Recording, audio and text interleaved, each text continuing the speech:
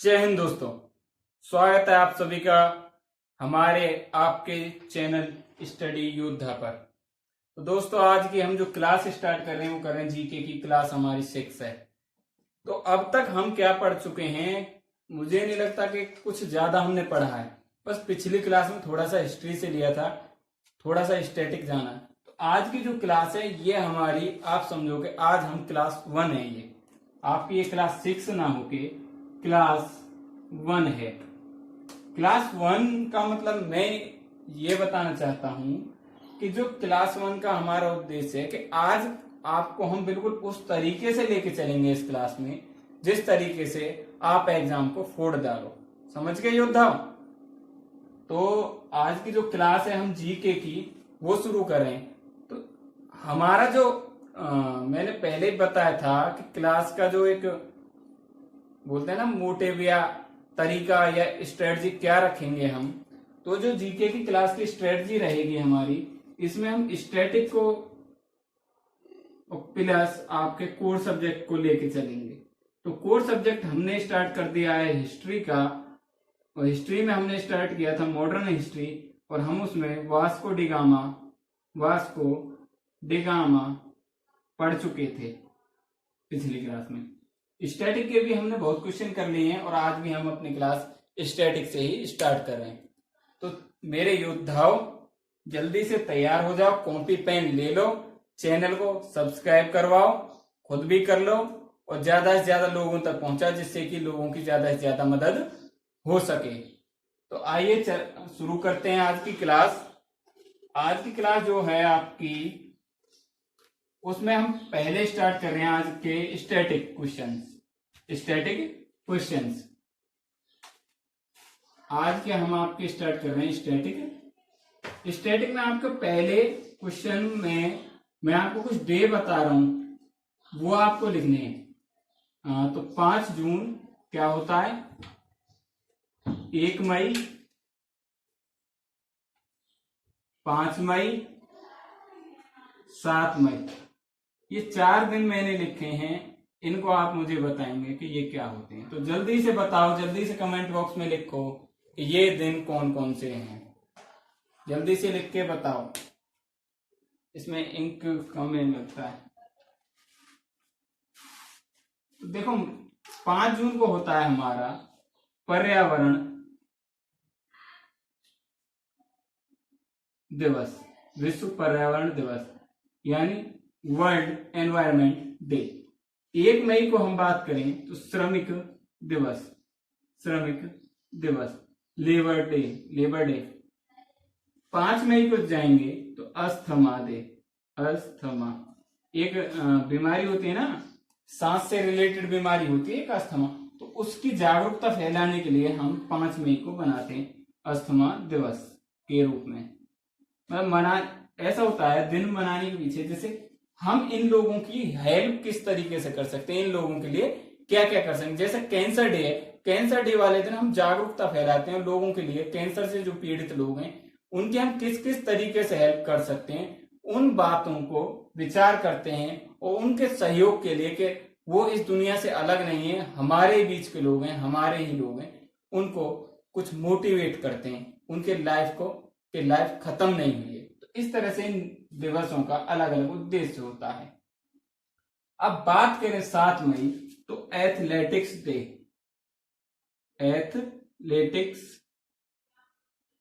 दिवस। आप इन्हें नोट कर लेंगे, कॉपी पेन निकाल लेंगे फटाफट से। मैं यहां से थोड़ा साइड हो रहा हूं, आप स्क्रीनशॉट लेना चाहें स्क्रीनशॉट ले लो, और आप अगर लिखना चाह रहे हो तो लिख भी लो जल्दी से।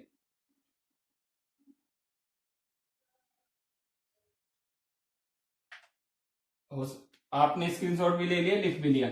चलो आगे बढ़ते हैं, आगे की हम बात करते हैं।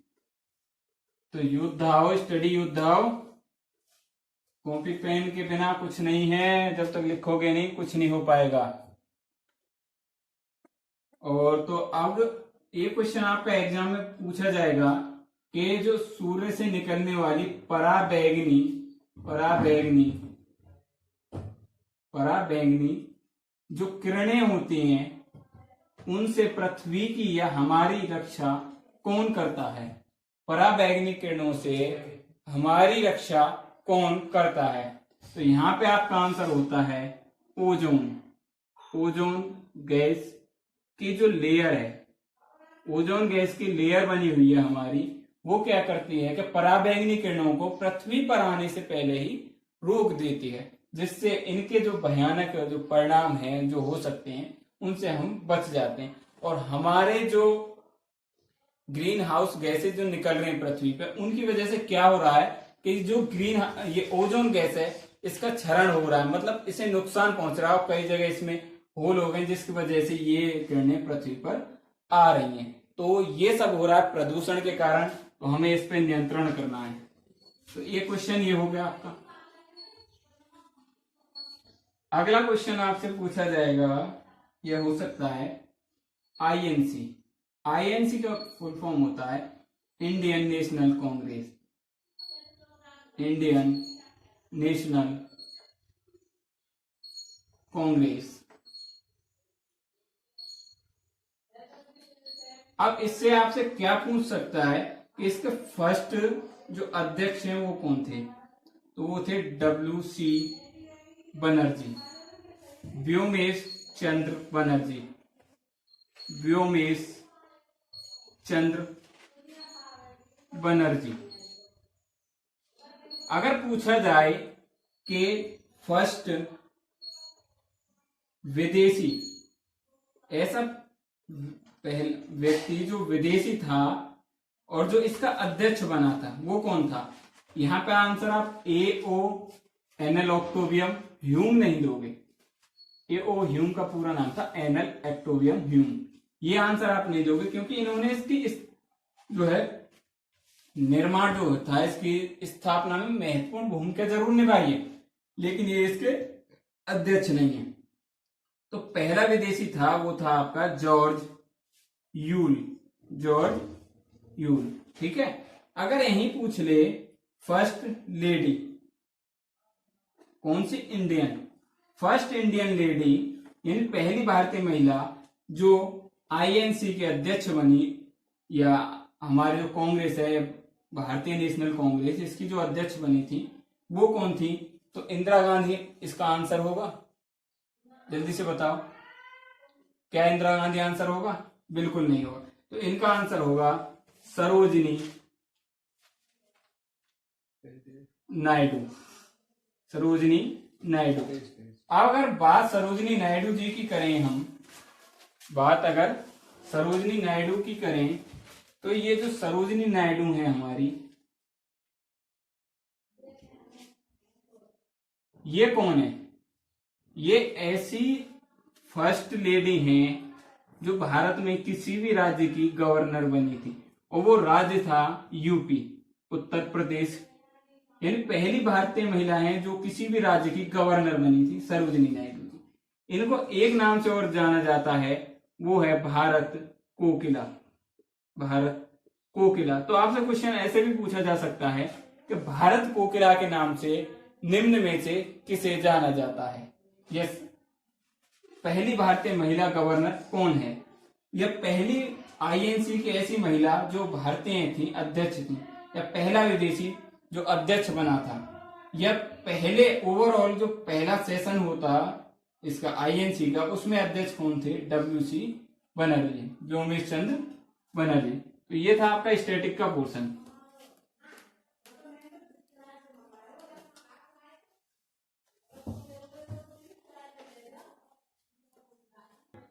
तो देखो, अब हमने जाना था कुछ स्टैटिक का पोर्शन, उसमें ही थोड़ा सा हिस्ट्री से जो स्टैटिक आपका बन सकता है वो लेके चलते हैं। इसमें क्या पूछ सकता है आपसे कि ऐसा व्यक्ति बताइए जो भारत का गवर्नर जनरल बना था पहला। भारत का फर्स्ट गवर्नर जनरल कौन था? तो यहां पे हमारा आंसर हो जाएगा विलियम बेंटिक। William Bentinck. अगर यहीं पे पूछ ली, ये तो था फर्स्ट, कि अंतिम कौन था, लास्ट कौन था, अंतिम गवर्नर जनरल कौन था भारत का, तो उसका नाम क्या होगा? वो होगा कैनिंग। अगर कैनिंग की बात करें तो कैनिंग ही वो व्यक्ति है जो भारत का पहला वॉयसरॉय बना था, भारत का पहला वॉयसरॉय बनता है। अगर बात करें भारत का अंतिम वॉयसरॉय कौन था, फर्स्ट वॉयसरॉय हो गया कैनिंग। अगर बात करूं अंतिम वॉयसरॉय कौन था, अंतिम वॉयसरॉय तो ये था लॉर्ड माउंटबेटन। अब लॉर्ड माउंटबेटन ही वो व्यक्ति है जो स्वतंत्र भारत का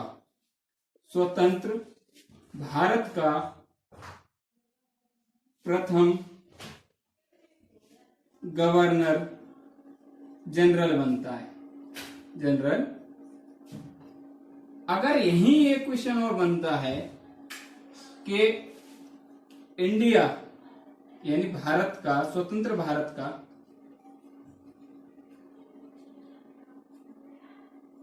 प्रथम भारतीय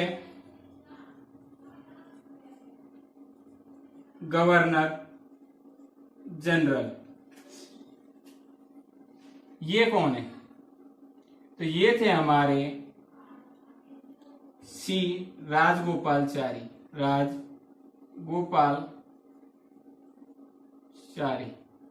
मतलब चक्रवर्ती राजगोपालचारी जी हमारे स्वतंत्र भारत के प्रथम भारतीय गवर्नर जनरल है। यही भारत के साथ एक और नया देश गठन हुआ था, भारत से जो टूट के एक नया देश बना था, इस्लामिक देश, वो बना था पाकिस्तान, सबको पता। अगर बात करें पाकिस्तान का जो गवर्नर जनरल बना था पहला, वो था मोहम्मद अली जिन्ना। ये क्वेश्चन भी बहुत जगह पूछा जाता है, ये क्वेश्चन भी बहुत जगह आपसे पूछा जाता है। तो अब क्या करेंगे, हम इन सब को एक बार समझ लेते हैं, एक बार और अच्छे से समझ लेते हैं। तो देखो, मोहम्मद अली जिन्ना वो व्यक्ति है जो पाकिस्तान का प्रथम गवर्नर जनरल था, ठीक है। अगर बात करें फर्स्ट गवर्नर जनरल भारत में ब्रिटिश ईस्ट इंडिया कंपनी का कौन था, वो था विलियम बेंटिक। अंतिम गवर्नर जनरल कौन बना था भारत का, वो था कैनिंग। अब कैनिंग को ही गवर्नर जनरल का जो पद है उसको खत्म करके वॉयसरॉय बना देते हैं, और फर्स्ट वॉयसरॉय जो बनता है भारत का वो फिर कैनिंग ही बनता है। इसके बाद क्या होता है कि अंतिम वॉयसरॉय होता है लॉर्ड माउंटबेटन, ठीक है ना। भारत का जो विभाजन किया था वो लॉर्ड माउंटबेटन ने उस समिति का अध्यक्ष था, उसी ने किया था। तो लॉर्ड माउंटबेटन कौन है, अंतिम वॉयसरॉय है। अंतिम वॉयसरॉय के साथ ही जब भारत स्वतंत्र हो जाता है तो ये स्वतंत्र भारत का प्रथम गवर्नर जनरल होता है। प्रथम गवर्नर जनरल जो बनता है स्वतंत्र भारत का, वो लॉर्ड माउंटबेटन बनता है। साथ ही क्या है कि जब लॉर्ड माउंटबेटन चला गया, उसके बाद भारतीय को किसी को गवर्नर जनरल बनना था, तो उस समय जो स्वतंत्र भारत का प्रथम भारतीय ऐसा इंडियन व्यक्ति यानी प्रथम भारतीय व्यक्ति जो गवर्नर जनरल बनता है, वो थे हमारे चक्रवर्ती राजगोपालचारी जी, चक्रवर्ती राजगोपालचारी।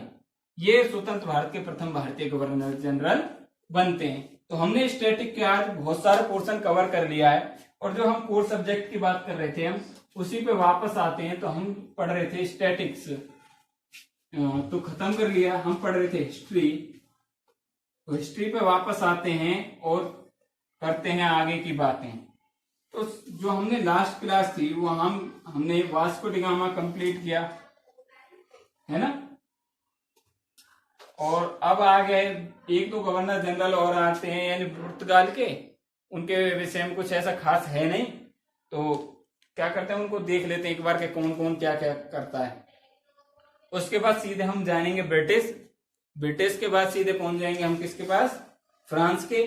उसके बाद वापस आ जाएंगे हम कहाँ, ब्रिटिश के पास। और ब्रिटेन को फिर अच्छे से किस तरह से वो भारत में एक व्यापारी बन के व्यापारी कंपनी से यहाँ के स्वामी बन गए, वो सारी जो प्रक्रिया है हम उसको जानेंगे।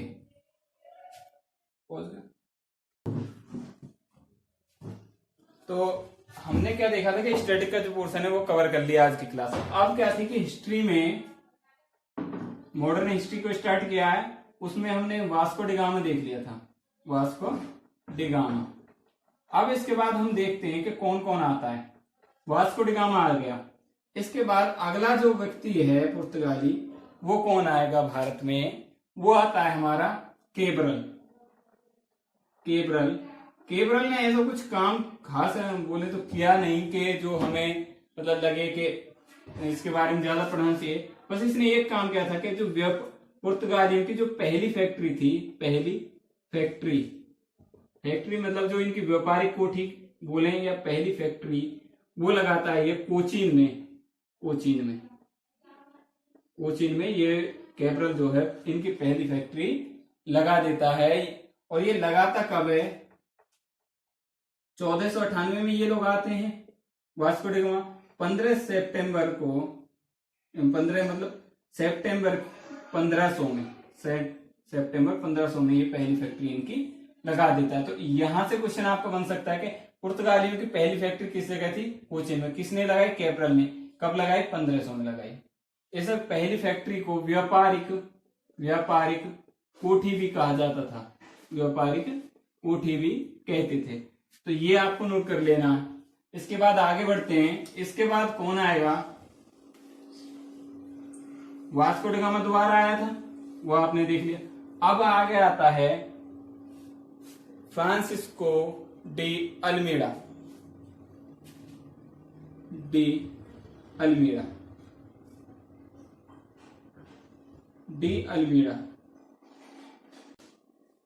तो जो अगला व्यक्ति है वो है डी अल्मीड़ा। ये कौन है? ये पुर्तगालियों का प्रथम गवर्नर है। प्रथम गवर्नर की अगर बात करें तो वो कौन बन के आया था पुर्तगालियों की तरफ से? वो था डी अल्मीड़ा। ये क्या करता है कि एक ब्लू वाटर पॉलिसी है, ब्लू वाटर पॉलिसी। क्वेश्चन यहां से बनता है कि ब्लू वाटर पॉलिसी, इसे और नाम है इसका शांत जल की नीति या नीले पानी की नीति। ये किसने शुरू की थी या किसने बनाई थी? तो ये बनाई थी डी अल्मीड़ा ने, फ्रांसिस्को डी अल्मीड़ा। अब ये पहला पुर्तगाली गवर्नर है। इस वाटर पॉलिसी में क्या करता है कि ये अरब सागर में उस टाइम पीरियड में जो अरब का जो सुल्तान था ना, यानी अरब में जो सुल्तान था मिस्र वगैरह, उस अरब रीजन में जो मुस्लिम शासक थे वो मतलब अरब जो सागर है इसमें पूरी तरह से अपना कब्जा जमाए बैठे थे। कोई यहां से जाएगा तो उनको लूटपाट करना, ये सब ये लोग कर रहे हैं। अब क्या होता है 1505 में जब ये आता है तो वहां इनसे युद्ध लड़ता है। वहां होता है गुजरात के एक शासक होता है और जो अरब का सुल्तान है, ये इनकी एक नेवी होती है। ये नेवी और साथ ही पुर्तगाली नेवी, इन दोनों में युद्ध होता है। युद्ध में क्या होता है? पुर्तगाली हार जाते हैं और जो अल्मीड़ा है इसका बेटा मारा जाता है। उसके बाद क्या होगा? अल्मीड़ा वापस आएगा और इनको क्या करेगा? हरा देगा। क्यों?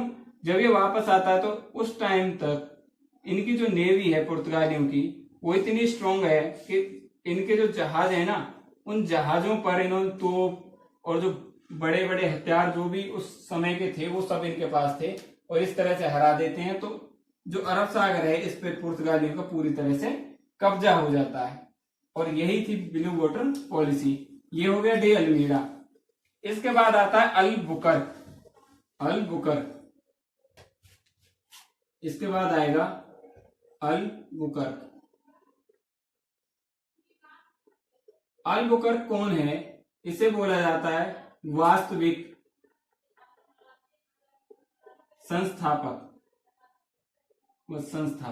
यानी कि वास्तविक संस्थापक ऐसे कि अल्बुकर्क जो है पहला जो गवर्नर है बन के जरूर आता है अल्मीड़ा, लेकिन उसके बाद जो वास्तविक जो शक्ति की स्थापना है भारत में पुर्तगालियों की, वो अल्बुकर्क करता है। करता कैसे है कि ये चालू कर देता है परमिट सिस्टम का मतलब होता है कि ये मान लो भारत है तो इसमें यानी जो वेस्टर्न कोस्ट है जो तट है, इस पे पूरे पे कब्जा है पुर्तगालियों का। अब अगर यहां से कोई व्यापार करने के लिए कोई भारतीय हो, उसे बाहर जाना है या यहाँ से किसी अन्य विदेशी को भारत में आना है तो वो क्या करेगा, टैक्स पे करेगा इन लोगों को, इनसे क्या करेगा, परमिट लेगा। तो इस तरह से क्या है कि बिना परमिट के ना कोई जा सकता है ना आ सकता है। इन्होंने यहाँ अपनी नेवी जो है यानी जहाजों को खड़ा कर रखा है। अब इससे क्या होता है कि परमिट सिस्टम लागू होने के बाद इनकी शक्ति इतनी बढ़ जाती है कि यहां से इनकी बिना परमिशन कोई आएगा नहीं, कोई जाएगा नहीं। इस तरह से क्या होगा, ये जो 1509 में जब अल्बुकर्क आएगा तो ये क्या करेगा, परमिट सिस्टम लागू करेगा। उसके बाद एक और काम करेगा कि भारत में सबसे पहले सती प्रथा जो थी वो अल्बुकर्क ही क्या करता है, उसको समाप्त करता है। इसके पीछे इसका उद्देश्य था कि ये कहता है कि सतियों जो औरतें हैं उनको सती ना करके जो पुर्तगाली व्यक्ति हैं, पुर्तगाली यानी मेल हैं, वो क्या करेंगे, इन औरतों से शादी करेंगे और भारत में ही रहेंगे। जिससे क्या होगा कि इनकी जो पॉपुलेशन है वो बढ़ेगी और साथ ही इनका जो धर्म है ना, उसका ईसाई धर्म, उसका भी प्रचार होगा। इस तरह से क्या होता है कि अल्बुकर्क वास्तविक संस्थापक बन जाता है पुर्तगालियों का। साथ ही क्या होता है, ये तंबाकू और काजू और साथ ही क्या करता है, नारियल जो होता है उसकी बेस्ट क्वालिटी यानी बेस्ट क्वालिटी का ये लेके आता है, क्वालिटी का ये भारत में लेके आता है। और इससे क्या होगा कि फसल ये लेके आ रहा है तो जो इनकी खेती है उस पर भी एक कुछ हद तक अधिकार कर लेंगे। और एक काम और ये अल्बुकर्क करेगा, वो क्या करेगा, 1510 में क्या करेगा कि गोवा जो है उसे बीजापुर, एक राज्य था उस समय भारत में, उसके यानी उसका हिस्सा था गोवा। 1510 में बीजापुर का सुल्तान होता है आदिल शाह से युद्ध करता है और बीजापुर को ये छीन लेता है। और इस तरह से हम देख रहे हैं कि अल्बुकर्क वास्तविक संस्थापक बन गए, यानी शक्ति इतनी बढ़ा चुका है ये कि बहुत बोलते हैं ना हद तक इन्होंने पूरी तरह से जो वेस्टर्न कोट है इसको पूरा कब्जा कर लिया। उसके बाद एक हुगली है यहाँ बंगाल में, हुगली तक भी ये लोग पहुंच जाएंगे। इसके बाद कौन आता है, ये हो गया अल्बुकर्क। इस तरह से कई लोग आते हैं, लेकिन हमें उन लोगों को पढ़ना जहां से क्वेश्चन बन सकते हैं। इसके बाद आता है नीनो डी कूना। हमने अब तक कितने व्यक्ति को पढ़ा है, एक पढ़ा है हमने वास्को डी गामा, उसके बाद कौन पढ़ा था हमने, जो हमारा अल्मीडा, उसके बाद अल्बुकर्क और डी कूना। ये क्या करेगा कि जो राजधानी है ना पुर्तगालियों की, इसे चेंज कर देगा। इसे चेंज करके कहां पहुंचाएगा, ये राजधानी को अब गोवा ले जाएगा। गोवा पहले जो कहां थी राजधानी, वो थी कोचीन में, जो कैब्रल ने बनाई थी पहली व्यापारिक कोठी, तो कोचीन से ये राजधानी को गोवा ले आएगा। बस इतना क्वेश्चन यहां से बन सकता है कि पुर्तगालियों ने अपनी राजधानी कोचीन से गोवा जो लाया वो कौन था, वो था डिकोना। और एक काम और होता है, वैसे वो क्वेश्चन बहुत कम पूछा जाएगा। 1664 में पुर्तगाली लास्ट है, यहाँ पे लास्ट हो जाएंगे पुर्तगाली। अब क्या करेंगे, पुर्तगाली 1664 आ चुकी है और 1600 में कौन है, British East India Company Bharat आ जाएगी, BEIC, British East India Company Bharat आ जाएगी। 1664 में ये लोग क्या करेंगे कि जो इन्हें दिख जाएगा कि अंग्रेज जो हैं इस टाइम पे विश्व में जो सबसे अगर शक्तिशाली कोई है तो वो अंग्रेज हैं। वो कौन है, अंग्रेज। अंग्रेजों का मुकाबला अब किसी से नहीं। पुर्तगाली इतने चतुर हैं कि 1664 में इनकी होती है जो राजकुमारी होती है ब्रेगेंजा, कैथरीन नाम होता है उसका, उसकी क्या है शादी कर देते हैं। तो शादी करेंगे किससे, ये शादी करेंगे प्रिंस सेकंड होता है उस समय इंग्लैंड का, मतलब इंग्लैंड का जो राजकुमार है उससे प्रिंस सेकंड ब्रेगेंजा कैथरीन की ये लोग शादी कर देंगे। यानी अब इनका वैवाहिक संबंध स्थापित हो गया, तो अंग्रेज अब इनके दुश्मन नहीं रहे। तो अब क्या है कि जैसे फ्रांसीसियों को अंग्रेजों ने लड़के भगा दिया, डच भी भाग गए, डेनिश, स्वीडन, कोई नहीं रुका और ना ही कोई भारतीय शक्ति ऐसी थी जो अंग्रेजों के सामने खड़ी हो सके। अब लेकिन आपने देखा कि ये 1962 तक भारत में रहे, तो इसकी वजह क्या थी कि इन्होंने अंग्रेजों से युद्ध या कोई ऐसा लड़ाई झगड़ा नहीं किया जिसकी वजह से इन्हें नुकसान उठाना पड़ता और पुर्तगालियों को भारत से जाना पड़े। 1962 तक, लास्ट तक, सबसे बाद तक यह है, इसी वजह से रहे। वैवाहिक संबंध स्थापित हो गया तो यहां ये काम क्या करेंगे कि बंबई को दहेज में दे देंगे। बंबई को क्या करेंगे, ये दहेज में इनको ब्रिटिश ईस्ट इंडिया कंपनी यानी जो है इंग्लैंड का जो राजकुमार है उसे दहेज में दे देंगे। अब भारत की जमीन को ये लोग क्या कर रहे हैं, पुर्तगाली देखो यहाँ पे आके दहेज भी दे रहे हैं। इस तरह से आप समझ सकते हो उस समय की स्थिति कैसी थी कि भारत कितना कमजोर हो चुका था। अब ये जो प्रिंस ये क्या करता है, बंबई को यानी बोले तो किराए पर ब्रिटिश ईस्ट इंडिया कंपनी को दे देता है। ब्रिटिश ईस्ट इंडिया कंपनी को क्या करता है, इसे किराए पर दे देता है। तो ब्रिटिश ईस्ट इंडिया कंपनी के पास बंबई आ जाती है। तो यहाँ पे लगभग पुर्तगाली सगरे मतलब जितना हो सकता था पुर्तगालियों से क्वेश्चन वो खत्म हो गए। जो एक आध क्वेश्चन है स्टैटिक में उसे लेके वहां करा देंगे। तो पुर्तगाली खत्म हो गए हैं।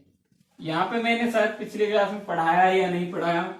और यहाँ पे एक चीज और देख लो, जो कंपनियां हैं, यूरोपीय कंपनियां, हम इन्हें पढ़ रहे हैं, तो इनका आने का जो क्रम है वो किस तरह से है और कौन कौन से हैं। तो बी, आप ऐसे समझो, PEDDFS, यानी पहली जो पुर्तगाली कंपनी है, यानी यूरोपीय कंपनी, पुर्तगाली नहीं यूरोपीय, वो कौन थे। सबसे पहले 1498 में ये आएंगे पुर्तगाल। दूसरे आएंगे 1600 में, ये आएंगे अंग्रेज। तीसरे कौन है, 1602 में ये आएंगे डच। 1616 में ये आएंगे डेनिश। 1664 में आएंगे हमारे फ्रांस और 1731 के आसपास आएंगे ये स्वीडिश। तो हमें ये भी याद रखना है कि ऑप्शन में देखे क्वेश्चन क्या पूछेगा, निम्न में से ऐसा कौन है जो भारत में नहीं आया। ऐसी कंपनी जो यूरोपीय भारत में नहीं आई, इनके पीछे क्या लगा है सबके, EIC का मतलब है east India company. East India company इसलिए लगा है कि भारत जो यूरोप के ईस्ट में था, इंडिया भारत का नाम था, इंडस के ऊपर नाम पड़ा और कंपनियां थी। तो जो ये सारी जो कंपनियां हैं, आप सोच रहे हो कि ये सब इतनी जल्दी हार मान गए और अंग्रेज ऐसे ज्यादा क्यों टिक गए। अंग्रेज इस वजह से टिक गए कि जो BEIC थी ना, ये क्या थी, एक प्राइवेट कंपनी थी, प्राइवेट कंपनी। और ये कब तक रही, 1600 में आने के बाद ये रहते हैं 1857 तक, इसका शासन था। 1857 से 1947 तक यहाँ पे जो है कह सके राजा था ना ब्रिटेन का, यानी प्रिंस का, यानी वहां के क्राउन का शासन होता है। तो यहाँ, और ये जो बाकी कंपनियां थी ये थी सरकारी, यानी जो वहां की सरकार थी उनके अंडर थी। तो आप समझ सकते हो कि सरकारी काम और प्राइवेट काम किस तरह से होते हैं। तो क्यों अंग्रेज सफल रहे और अन्य जो विदेशी हैं या यूरोपीय हैं वो क्यों नहीं सफल हो पाए। इस तरह से आज का जो हमारा ये क्लास है, इसमें हमने बहुत सारा स्टैटिक पढ़ लिया और बहुत सारा हिस्ट्री का पोर्शन भी कवर कर लिया। अगली जो क्लास होगी उसमें हम फ्रांस स्टार्ट करेंगे और डच, डेन, जो कुछ भी बचे हैं वो सारे खत्म कर देंगे। और उसके बाद जो तीसरी क्लास है उसमें ब्रिटेन को यानी 1947 तक पूरा खत्म करके तब आगे के जो है ज्योग्राफी या और कोई चैप्टर उठाएंगे। तो आप सब हमारे साथ जुड़े रहो, इसके लिए आप सबका बहुत बहुत धन्यवाद है। साथ ही क्या करना है कि हमारे चैनल को ज्यादा से ज्यादा सब्सक्राइब करवाना है, ज्यादा से ज्यादा सब्सक्राइब करवाना है। इसलिए आप सबको क्या करना है, हमारे जो क्लासेज हैं इनको ज्यादा से ज्यादा लोगों तक पहुंचाना होगा। तो आज की क्लास यहीं समाप्त करते हैं। अगली क्लास के लिए तैयार रहना और इस क्लास का अच्छे से रिवीजन करना, नोट्स बनाना। तब तक के लिए